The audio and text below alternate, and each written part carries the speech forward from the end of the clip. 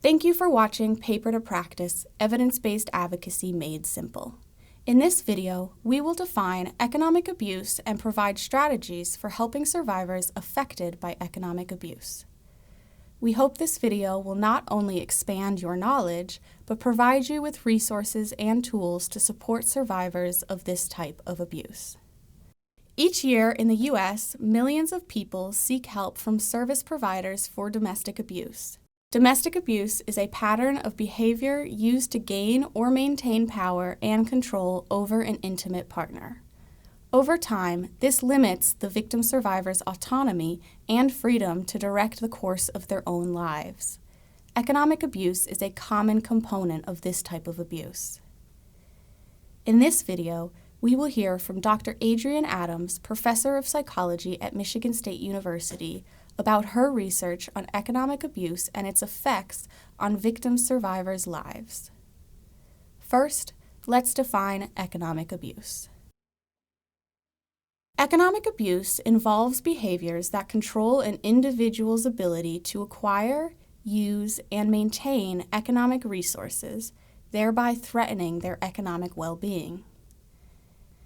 These abuse tactics can be categorized as either economic restriction or economic exploitation. Economic restriction involves imposing limits on a partner's access to and use of economic resources. This can include interfering with employment, preventing a partner from accessing their own earned income, hiding financial information, and damaging or destroying property. Economic exploitation involves forcibly, coercively, or fraudulently using a partner's economic resources to one's own advantage. This could look like the abuser refusing to contribute income to household expenses, stealing money from their partner, or creating debt in the victim survivor's name. Economic abuse can have dire consequences for victim survivors' lives. It can leave them without money for basic necessities, saddle them with debt that they can't afford to pay, damage their credit, making it difficult to secure housing or other resources that require credit, hurt their career or employment prospects, and diminish their mental health. Given these harms, it's not surprising that lack of economic resources is a key reason that victim survivors stay longer in abusive relationships than they want to. Economic abuse is more common than people might suspect. Evidence suggests that economic abuse is as common in abusive relationships as physical and psychological abuse. Research suggests that 93% to 99% of women who are receiving services for domestic abuse have experienced some form of economic abuse. Based on evidence from multiple different studies, it is estimated that between 49 and 92% of service-seeking women have experienced economic restriction, and between 38 and 83% of service-seeking women have experienced economic exploitation.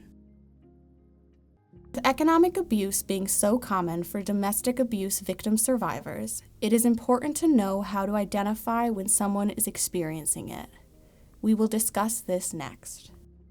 When helping individuals facing domestic abuse, it is important to look for signs of economic abuse.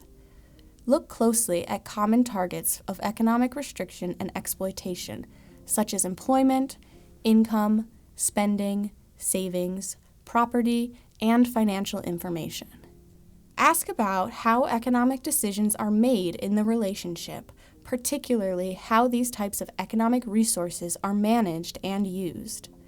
Listen for signs that the victim survivor partner is using force, coercion, sabotage, fraud, and/or manipulation to impose their preferences and harm their partner. As a starting place for the conversation, you can also use available tools such as the Brief Revised Scale of Economic Abuse, SEA-2, or the more comprehensive Economic Abuse Assessment Form, which are linked in the course materials. When economic abuse is identified, there are steps that can be taken for the victim survivor to try to prevent further harm and begin to recover. As examples, steps to prevent further harm can include freezing the victim's credit so that no new accounts can be opened without their knowledge. opening their own accounts at a new or a different bank, then requesting paperless banking and having all statements and other communications sent to a new email account that the partner doesn't know about, or advocating with a landlord or employer to prevent the victim survivor from being evicted or fired due to their partner's actions. Steps to begin recovering from economic abuse can include helping the victim survivor access and review their credit reports for issues that need to be addressed, requesting debt forgiveness or negotiating lower payoff amounts with creditors on the basis that the debt was created by an abusive partner, or connecting them with an attorney to learn about their legal rights and possible remedies to pursue. Of course, with any strategies, it's important to consider the victim survivor's safety and discuss how their partner may react to any of these strategies. In addition to identifying and addressing economic abuse at the individual level, intervention at the organizational level is necessary to mitigate the effects of economic abuse on a survivor's quality of life. Interventions at organizational levels can include workplace policies and employer support, financial institution protections, social services and nonprofit initiatives, and educational interventions. Next, let's discuss some of the barriers advocates may face when helping survivors of economic abuse. Economic abuse can be a difficult topic to discuss for both the victim survivor and the advocate. In general, people often find it uncomfortable to talk about money, especially if there's feelings of shame around one's financial situation. Also, when personal finance is considered private, asking about money can feel overly intrusive. So when bringing up the topic of economic abuse, it's important to make sure that you're in a private setting where you and the survivor can feel comfortable.